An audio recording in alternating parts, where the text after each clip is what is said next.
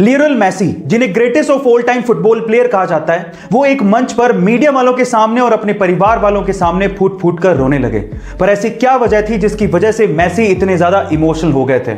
उसकी वजह थी बार्सिलोना से उनकी विदाई।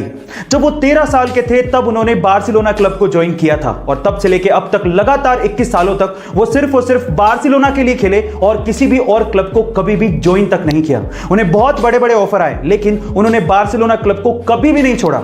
लेकिन अब बार्सिलोना क्लब की हालत बहुत ज्यादा खराब है, वो कर्जे में डूबा हुआ है और इसी वजह से वो मेसी जैसे बड़े प्लेयर का खर्चा नहीं उठा सकता। मेसी इसके लिए 50% फीस पर भी काम करने को तैयार थे, लेकिन बहुत से ऐसे नियम हैं जिसकी वजह से ऐसा कर पाना बहुत ज्यादा मुश्किल था। यही वजह थी सेपरेशन की। गाइस, आपका इसके सोने की शुद्धता को हम लोग कैरेट में परखते हैं, लेकिन कितने कैरेट में कितना प्योर गोल्ड है ये हमें कैसे पता लगेगा? चलिए मैं आपको बताता हूं।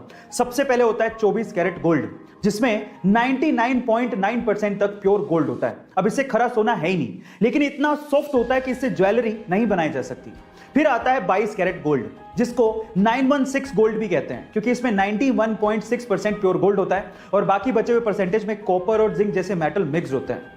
अभी थोड़ा हार्ड होता है तो इसे ज्वेलरी बनाना आसान होता है। फिर आता है 18 कैरेट गोल्ड, जिसमें मात्र 75% तक की प्योर गोल्ड होता है और बाकी बचे हुए 25% में निकल, कॉपर और जिंक जैसे मेटल मिक्स होते हैं।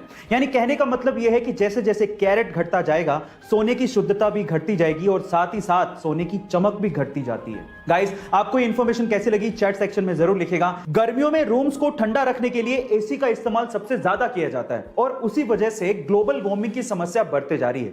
अब इस चीज का इलाज निकाला हमारे साइंटिस्ट लोगों ने। उन्होंने एक अल्ट्रा वाइट पेंट बनाया है। इस अल्ट्रा वाइट पेंट को अगर बिल्डिंग या मकानों पे किया जाए तो उससे 98.1% तक सनलाइट रिफ्लेक्ट हो जाती है।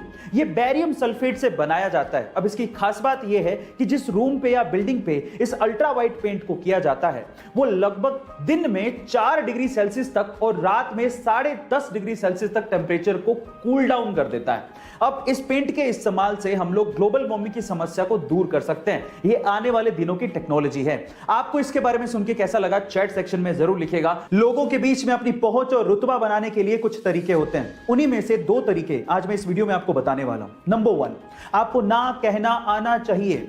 यदि आप हर किसी को हर समय हर किसी काम के लिए हां कह देते हैं तो लोग आपकी इज्जत नहीं करते।